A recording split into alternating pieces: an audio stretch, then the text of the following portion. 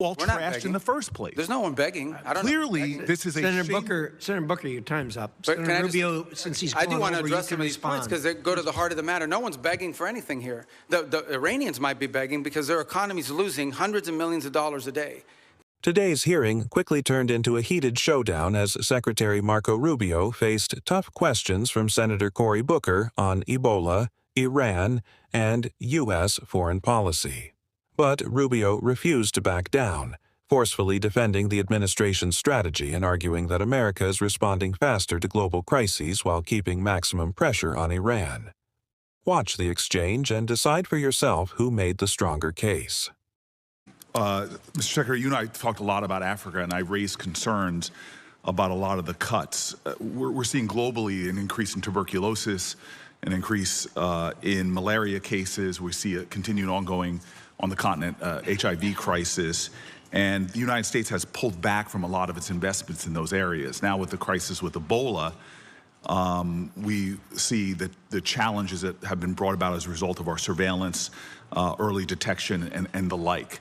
So I'm just very concerned about what the administration's strategy is, because we're clearly seeing here that what goes on in the continent of Africa directly affects our public health as well. Well, first of all, I don't agree with that assessment. I mean, first of all, it's not about cutting back. The response here is not just how much money you spend, it's what results you're going to get. Now, let's talk about Ebola for a second. Ebola, the outbreak in Ebola was in a war-torn, isolated rural area in the DRC. That's where that began. Since that time, our response has been very quick, very rapid. Well, so you're saying you did not cut early detection, Pierce. I'm not talking about... I'm saying that whatever you're pointing to as a cut is not the reason why there was an Ebola outbreak. I'm not connecting the two. I'm simply saying... Well, you are connecting them. You said that our cuts... Senator Rubio, I'm not trying to get in an argument with you. I would really like to actually have my questions answered. So very quickly, we cut early detection when it comes to infectious diseases on the continent. Factually, this is not an opinion. We made those cuts. We cut early warning systems on the continent. It had nothing to do with the Ebola outbreak. So I don't need to tell you, Secretary Rubio, that we're living in a place where an infectious disease crisis anywhere is a threat to public health everywhere. The United States has made major reductions in these areas that have put us more at risk. If you're talking about this clearly Ebola crisis, there's other things and other cuts we've made, and you see it factually. Even our own State Department personnel that I've talked to are saying we're less prepared for a global outbreak than we were before. And my worry is, specifically in a budget hearing, is this budget makes even deeper cuts into the kind of things that could prevent the next outbreak, or, as we've seen unfortunately with COVID, have us more prepared. Yeah, I don't agree with that assessment. I don't know who told you that at the State Department. So just let's as an move example, on. My time is limited. I know, but that's an important question. I don't want to eat up your time, but no, I need to answer that because I just don't agree with that. Mr. Secretary, you can't even agree on the facts.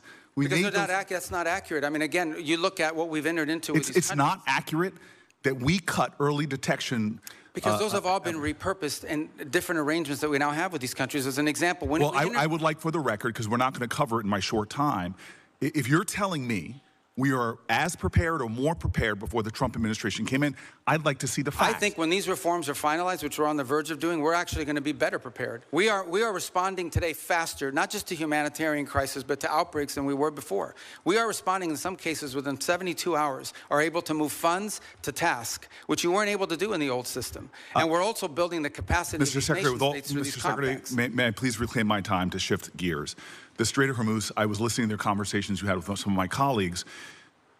We've now seen the Strait closed for months, and you explained that we're going to see an opening of the Strait, and that ultimately the exchange we will get for that is, after that fact, we will release certain sanctions.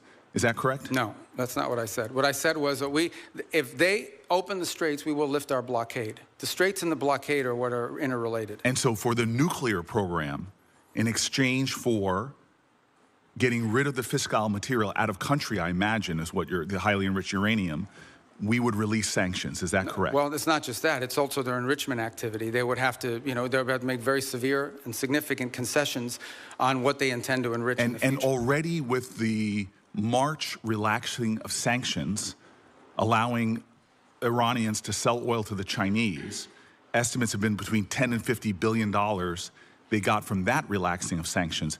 How much money might we see in a deal in our relaxings of sanctions in order to get rid of the highly enriched uranium and stop their enrichment. Well, let me just tell you on that portion, the sanctions that were released on Iran were boats on the water.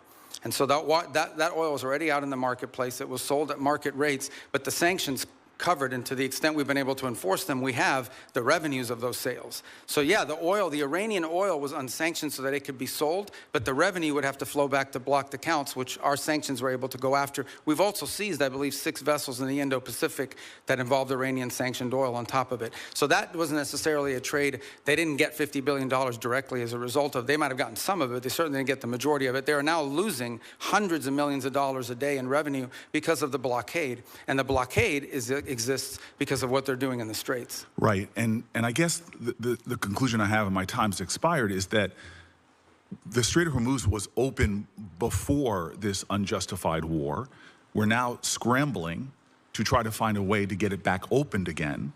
Not only is it causing economic havoc to our country and to residents all around this nation, families trying to make ends meet, but you see on top of that, the Iranians finding ways to leverage that, as we allowed them to do with the Chinese for tens of billions of dollars.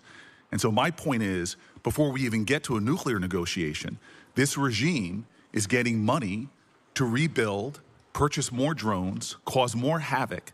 And this is before we're even trying to get back to. But I apologize. I don't understand how they're getting this. What revenue are you referring to? Well, there's 2 sources of revenue we're seeing. One is the revenue from the Chinese, that's factually documented. And number 2, the revenue that you're proposing that they should receive by releasing all of their highly enriched uranium, as well as in making a commitment about their enrichment capacities. Okay, yeah. Hold on. And that was the exact deal that you guys vilified, that the president and you vilified President Obama from having. Yeah. Now, so I here don't we have a worse situation where Those are not the same our deals. adversary and our enemy, who's causing havoc in the region, who is funding proxies and terrorists, has discovered, thanks to you all, the power of shutting down the Strait of Hormuz. No, they didn't discover. They knew that a long time ago, and they've done it before. Clearly, we all knew that a long time ago. That's why this ill-conceived war should have never happened.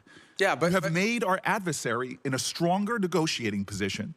We are the strongest nation on the planet Earth, and we're in a stalemate with Iran. And now we're begging to get back into a deal that you all trashed in the first place. There's no one begging. I don't Clearly, know. this is a Senator Booker, your time's up. But Senator Rubio, since he's I do gone want to over, address you some can of these points because they go to the heart of the matter. No one's begging for anything here. The Iranians might be begging because their economy's losing hundreds of millions of dollars a day. That they are losing. Understand, Iran had street protests going on before all of this started. All of those factors, economic factors in Iran, are far worse today than they were 6 months ago when those protests were happening. They have hyperinflation, their currency's completely devalued, they're struggling to make payroll for their government workers. Iran is in a very serious situation, and if it was up to the political class there, and I understand everybody there is sort of radical in some way, but if it was up to the people that actually go to elections and wear the suits and you see on TV, they'd probably make a deal tomorrow. It's the issue they're facing is that the supreme leader and the IRGC Corps are a little bit more immune from those pressures until they can be convinced otherwise. And I think that's the direction that they're moving in, because the reality, I don't know where you're getting this perception that Iran is stronger. Iran has no navy left. They've lost a substantial percentage of their defense industrial base. That Iran has lost a substantial percentage of their missile launchers. And their economy is far worse today, and I mean far worse today, than it was 6 to 9 months ago. And they are looking at hundreds of billions of dollars of reconstruction costs just to get to where they were 6 months ago. Mr. Rubio, you keep telling us how we're winning this war. The president keeps saying, well, the war's over completely now. Annihilated. The war is not over. And yet the American people see how we're losing at the pump and with their costs, and yet this thing still hasn't been resolved. Every day he tweets out, oh, we've obliterated them, we've annihilated them, they're going to surrender, but yet we still find ourselves spending billions of dollars a week Senator on Booker, a war abroad. You've gone way over, and It would be nice if we had hearings where people Thank had to you, be held Senator accountable. Booker. Senator Scott. All right. Secretary Rubio, so first off, do you think it's important to Americans that the Iranian regime doesn't have nuclear weapons and ability to destroy? I think it's important to the world. Yeah. The whole world. I mean, this question about the Straits is a great example. Imagine, the Straits gives them leverage. Imagine what nuclear weapons would give them leverage to do. At that point, they wouldn't even have to announce that we're controlling this. They would just say, we control the Straits. There's nothing you can do about it because our nuclear weapon will allow us to do it. You will have to pay us a toll for using an international waterway from now on, and you can't do anything to us militarily because we'll blow you up with a nuclear weapon. That is the leverage that they were trying to build. If they ever got a nuclear weapon, not only would they have a nuclear weapon, not only would they control the straits, they would be able to act with impunity because you wouldn't be able to touch them. You wouldn't be able to do anything about them. In the end, this hearing highlighted two very different approaches to America's role on the world stage. Senator Cory Booker argued that the administration's policies have weakened U.S. preparedness and strengthened Iran. But Secretary Marco Rubio presented a completely different picture, insisting that the facts point in the opposite direction. On global health, Rubio argued that success isn't measured by how much money Washington spends, but by how quickly and effectively the United States can respond. He maintained that the administration has streamlined operations, allowing resources to move faster during emergencies while improving coordination with partner nations. On Iran, Rubio's argument was even more direct. He rejected the claim that Tehran has gained leverage, pointing instead to Iran's struggling economy, high inflation, weakened military capabilities, and growing financial pressure.